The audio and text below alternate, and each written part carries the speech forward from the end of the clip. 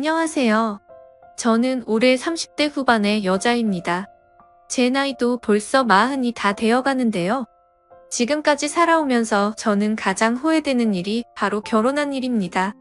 제가 겪었던 상황은 여러분이 태어나서 한 번도 경험해 본 적이 없다고 자부할 수 있어요.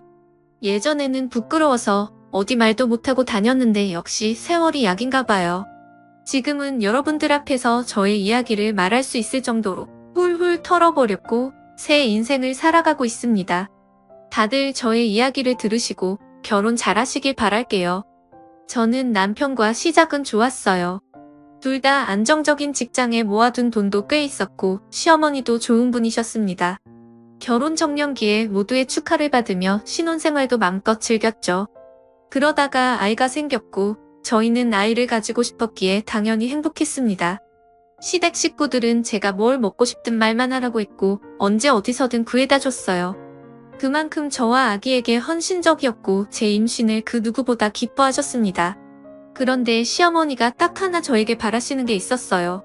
다들 그렇듯 시댁 식구들의 며느리에게 바라는 건 다 똑같지 않아요?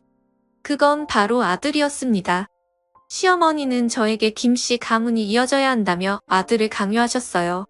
임신하는 동안 많은 점집도 다녔고 약도 먹고 부적도 쓰면서 아들을 바라셨습니다. 저는 어떤 성별이든 상관이 없었지만 아들도 좋았기에 시어머니의 부름에도 잘 나갔죠. 그런데 시어머니는 손주의 성별에 수백만 원씩 쓰셨음에도 불구하고 제 뱃속의 아이는 딸이었어요. 제가 잘못한 것도 아닌데 왠지 제가 피해자가 된 기분이었습니다. 시어머니는 병원에서 성별을 아시자마자 한숨을 쉬시며 곧바로 둘째를 낳자고 하셨죠. 아직 패도 부르지 않았는데 벌써 둘째라니요? 의사 선생님도 기겁하셨습니다. 그리고 제가 다른 산모들에 비해서 자궁이 약하다 보니 둘째 임신은 힘들다고 하셨어요. 그럼에도 불구하고 시어머니는 뜻을 굽히지 않으셨고 결혼 후 처음으로 시어머니가 제게 언성을 높이셨습니다. 넌 우리 집에 들어왔으면 김씨 가문의 대를 잇는 역할을 해야지. 어떻게 애가 양심이 없니? 딸은 대충 낳고 둘째 임신할 걱정이 나렴. 이 말을 한 뒤 시어머니는 딸이 세상에 나올 때까지 단 한 번도 저를 보러 오지 않았습니다. 출산한 날 손녀딸도 보러 오지 않으셨죠. 그만큼 손자를 가지길 간절히 원하셨지만 저는 둘째를 낳을 생각이 전혀 없었어요. 딸로도 충분했고 육아가 한 명으로도 힘든데 둘이나 낳으면 얼마나 힘들겠습니까? 그래서 시어머니께 결국 제 뜻을 밝혔어요. 한 대 맞을 각오하고 둘째를 낳지 않겠다고 했습니다. 당연히 저를 혼내며 다그칠 줄 알았는데 시어머니의 반응은 의외였습니다. 내 뜻이 좀 그렇다면 어쩔 수 없지. 딸이라도 잘 키우거라. 저는 너무 당황스러웠고 이렇게 쉽게 뜻을 굽힐 거면 왜 저를 그렇게 달달 볶았나 싶더라고요. 그래서 시어머니와 관계도 다시 회복되었고 딸도 열심히 잘 키웠습니다. 시어머니는 손녀에게 관심이 없으셨지만 그래도 노력은 하셨어요. 시어머니가 제 딸에게 무심해도 둘째 강요는 하지 않으시니 이걸로도 충분히 만족했습니다. 저와 남편은 시어머니의 간섭 없이 딸을 잘 키웠어요. 서로 맞벌이였지만 부족함 없이 딸이 하고 싶다는 거, 사고 싶다는 거 다 사주면서 자라게 해주었죠. 저희 가정은 아주 평화로웠고 이대로만 살아도 더할 나위 없이 행복할 것 같았습니다. 그런데 저희 집이 발칵 뒤집힌 사건이 일어나고 말았어요. 그날도 여느 때와 다름없이 평화로운 주말이었고 저희 부부는 딸과 함께 집에 있었습니다. 그런데 시어머니가 급히 시댁으로 오라고 하더라고요. 남편과 저는 시어머니가 한 번도 그러신 적이 없어서 큰일이 일어난 줄 알고 급히 시댁으로 갔습니다. 그런데 시댁에는 웬 낯선 여자가 한 명 있었어요.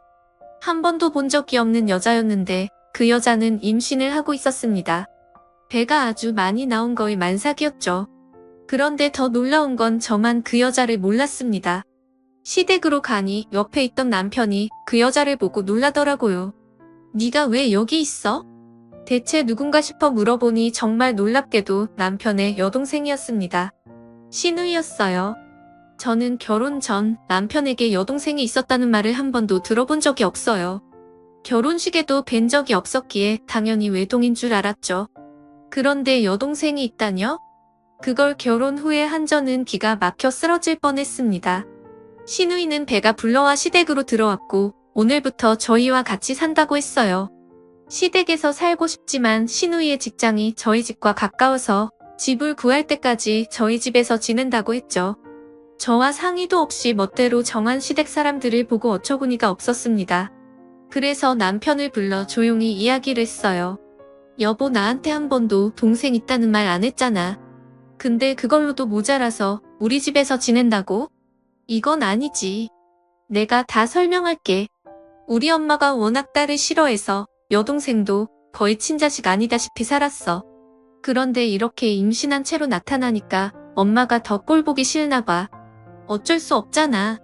여보가 조금만 봐주라. 남편은 제 편을 들어주지 않았고 자연스럽게 시누이도 저희 집에 얹혀 살게 되었습니다. 시어머니가 시누이를 받아준 이유는 딱 한 가지였어요. 바로 시누이 뱃속에 있는 아이가 남자아이였거든요. 그래서 시어머니가 두 눈 꼭 감고 집 안으로 들이신 겁니다. 시어머니는 가슴을 퍽퍽 치시며 한숨을 내쉬고 있었죠. 아휴, 저 망할 계집애. 딸들은 이래서 문제야 문제. 시어머니가 저를 쳐다보시며 그런 말씀을 하시는데 도저히 제가 시누이와 같이 지낼 수 없다고 말할 수 없었어요. 그래서 제가 한번 참고 시누이를 저희 집에 들였고 한동안 같이 살게 되었죠. 그런데 시누이는 만삭이 다 되어 저희 집으로 들어와서 그런지 손 하나 까딱하지 않았습니다. 저보다 나이가 한참이나 어린데도 불구하고 이것저것 시켰죠. 물 떠달라, 이 음식 만들어달라 등등 저에게 바라는 것도 많았습니다. 그리고 더 놀라운 건 바로 손빨래였어요. 시누이는 자신의 옷을 빨아달라며 자기 옷들을 저에게 산더미로 주는데 말이 나오지 않았습니다. 제 딸 옷도 손빨래를 해본 적이 없는데 어떻게 시누이 옷을 빨아요? 제가 할 수 없다고 스스로 하라고 말을 해도 시누이는 고집불통이었습니다. 헤이, 임산부가 어떻게 손빨래를 해요? 언니가 빨래 잘하시니까 제 것도 빨아주세요. 이런 기상천외한 말들을 애교 섞인 목소리로 늘어놓는데 정말 화가 나 미치는 줄 알았습니다. 저는 결국 시누이의 옷을 손빨래하지 않았어요. 그대로 빨래통에 넣어둔 채 다른 빨래들만 빨았습니다. 그런데 어느 날 저는 충격적인 장면을 보고 말았어요. 제가 시누이의 옷을 빨지 않으니 남편이 그 여자의 옷을 빨고 있는 겁니다. 제가 너무 놀라서 뭐하냐고, 왜 당신이 여동생 옷을 빨고 있냐고 하니 남편은 오히려 당당했어요. 오빠가 여동생 옷 빨아줄 수 있는 거 아니야? 당신이 하기 힘들어할 것 같아서 내가 하는 거니까 너무 걱정하지 마. 이런 말을 하며 다시 손으로 빨고 있는데 도저히 그 꼴을 볼 수 없었습니다. 그래서 남편을 밀치고 결국 제가 그 빨래를 마무리 지었어요. 그만큼 저와 시누이 사이의 신경전은 끊임없이 했습니다. 남편은 그 사이에서 갈팡질팡 못하고 있었죠.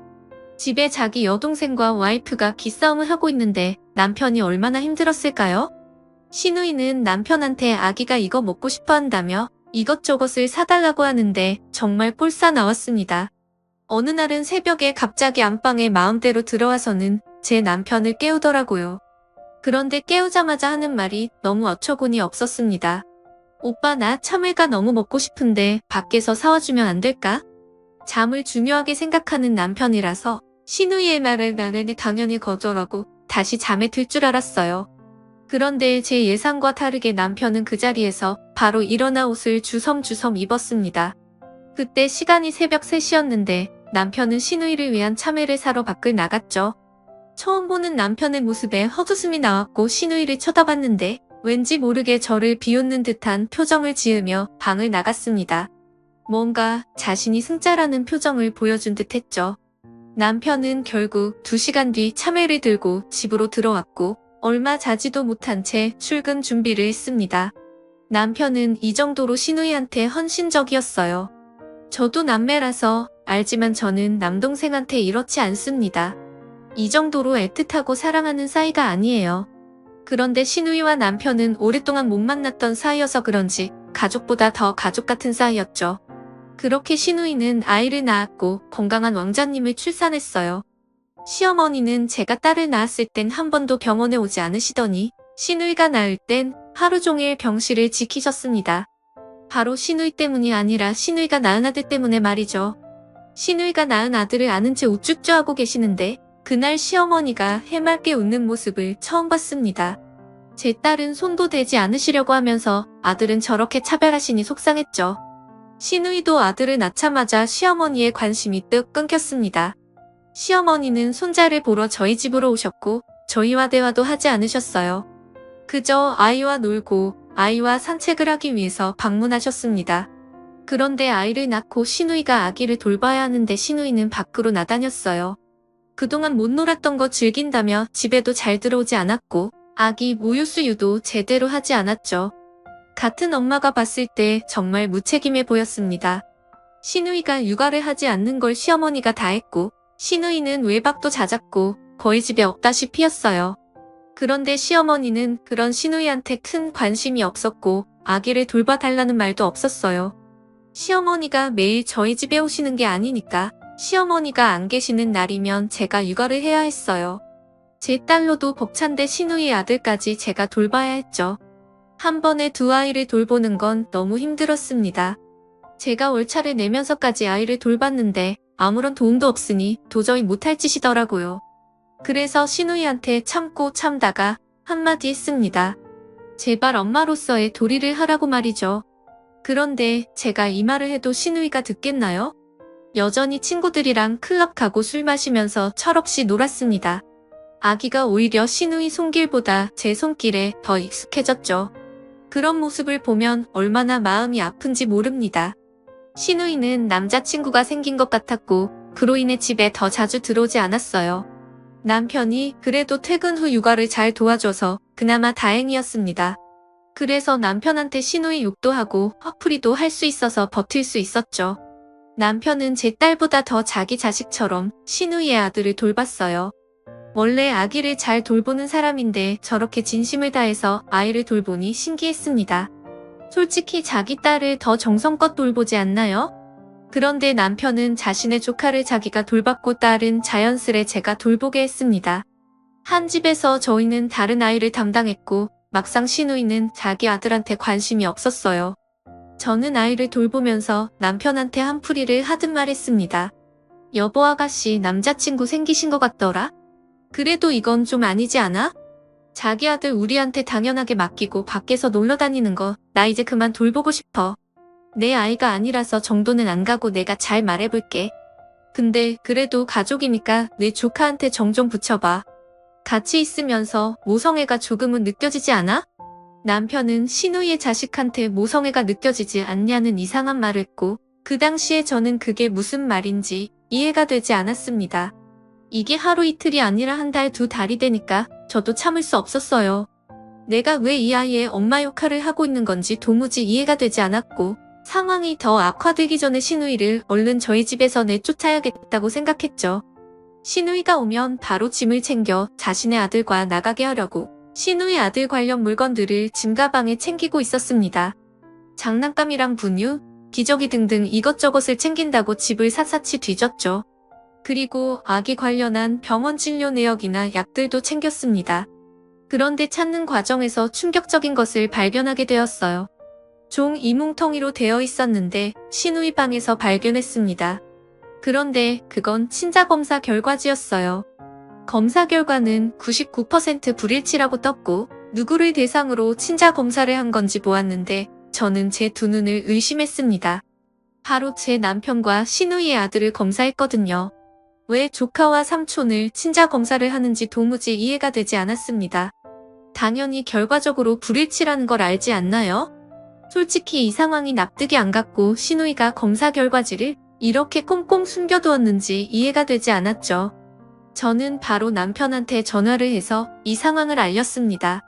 여보 내가 시누이 방 보다가 발견했는데 여기 친자검사 결과지가 있거든? 근데 검사 대상이 당신이랑 시누이 아들이야. 이거 어떻게 된 거야? 그 순간 남편은 말이 심하게 빨라졌고 아무것도 하지 말고 저보고 가만히 있으라고 했어요. 원래 남편이 거짓말을 하면 말이 빨라지는데 그 모습을 보고 무언가 저만 모르는 비밀이 있다고 생각했죠. 도저히 생각을 해보려고 해도 제 머릿속에서는 감당이 되지 않았고 누군가에게 이야기를 들어야 할 것 같았어요. 그리고 얼마 지나지 않아 남편이 들어왔는데 시누이와 시어머니가 같이 왔습니다. 셋은 숨을 헐떡이며 제 앞에 섰고 제 손에 든 결과지를 뺏어들었죠. 그런데 시누이가 제 종이를 뺏자마자 갑자기 찢어버렸습니다. 너무 놀라서 그걸 왜 찢냐고 물으니 아무도 대답하지 않았죠. 아가씨 이거 왜 검사하신 거예요? 당연히 제 남편이랑 아가씨 아들이랑 친자 검사하면 불일치하는 거 당연하잖아요. 99% 불일치라고 쓰여져 있던데요. 그런데 제가 이 말을 내뱉자마자 시누이의 얼굴이 창백해졌어요. 그리고 남편과 시어머니는 굉장히 놀라했습니다. 뭐? 불일치라고? 저는 이게 대체 무슨 상황인지 납득이 되지 않았어요.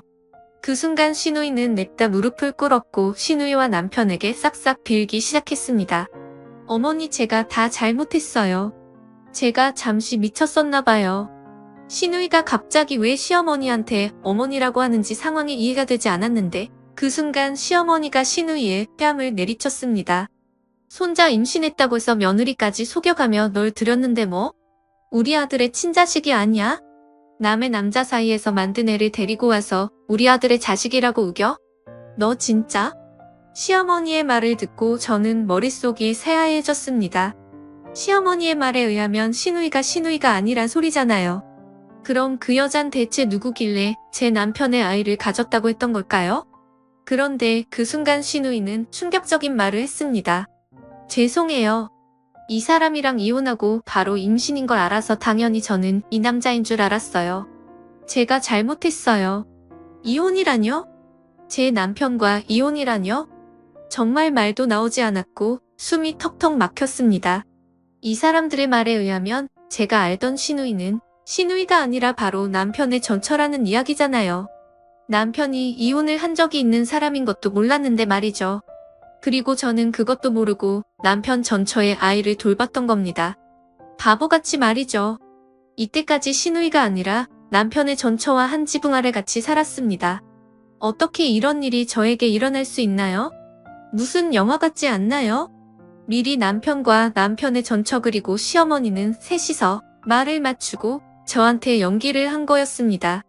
남편의 전처는 만삭이 된 채로 시어머니를 찾아가 그렇게 바라던 손자를 임신했으니 책임지라고 했고 아들을 임신했다는 말에 거절할 수 없었던 시어머니는 저에게 시누이라고 속이면서 전처와 같이 지내게 했죠. 저는 그 순간 속이 미칠 듯이 쓰렸고 화장실로 가서 속을 다 개어냈어요. 그리고 머릿속이 어지러웠습니다. 제가 그럼 지금까지 그들의 시나리오에 놀라는 거잖아요. 저를 가지고 놀면서 이용한 거였습니다. 남편은 화장실 문을 쾅쾅 두드리며 제발 이야기 좀 하자고 했고 저는 화장실 문을 열고 나갔어요. 그런데 나가자마자 제 앞엔 남편과 시어머니가 무릎을 꿇고 싹싹 빌고 있었습니다. 남편은 미안하다는 말만 반복했지만 시어머니는 상황 파악을 못하셨는지 이상한 말을 내뱉으셨어요. 아들만 낳아주면 집에서 바로 내보내려고 그랬단다. 내 자식이라 생각하고 한 번만 키워주면 안 될까? 어차피 내 남편 유전자 반도 있으니 그럼 내가 내 재산 너한테 다 주마. 시어머니는 남편 전처의 아들을 제 호적으로 올려달라고 했고 저는 터무니없는 말에 헛웃음이 나왔습니다. 그래서 남편이 예전에 저에게 모성애 어쩌고 했던 거였죠. 정말 기가 막혔고 화가 나서 미치는 줄 알았습니다. 그런데 남편과 시어머니보다 싫었던 사람은 바로 남편의 전처였어요. 어떻게 다른 남자의 아이를 임신하고 들어올 생각을 했을까요? 남편 말로는 불륜으로 이혼했다고 하는데 양심 있는 사람이 그러면 안 되지 않나요? 저는 그 여자의 뺨이라도 내려치고 싶어서 성큼성큼 걸어가 팔을 올렸는데 갑자기 그녀는 충격적인 말을 했습니다. 저 둘째 임신했어요. 어떻게 이런 일이 있을 수 있죠? 저는 팔에 힘이 풀렸고 이 상황을 감당하기조차 힘들었습니다. 남편의 전처는 둘째는 무조건 제 남편의 자식이 맞다고 했는데 그럼 저와 부부일 때도 그 여자와 하룻밤을 보냈다는 말이잖아요. 남편과 시어머니도 둘째는 예상 못하셨는지 말도 하지 않았습니다. 그리고 저는 그 여자를 때릴 힘도 없었죠. 남편은 자신의 불륜이 저에게 들통이 났으니 아무 말도 하지 못했고 시어머니도 저를 붙잡지 않았습니다. 그리고 저는 딸을 데리고 그 집에서 나왔어요. 평생 그들이 불행하기를 바라면서 말이죠. 집에서 나오자마자 그 여자에게 상간녀 수송을 하고 남편도 고소했어요. 이혼도 당연히 했고요.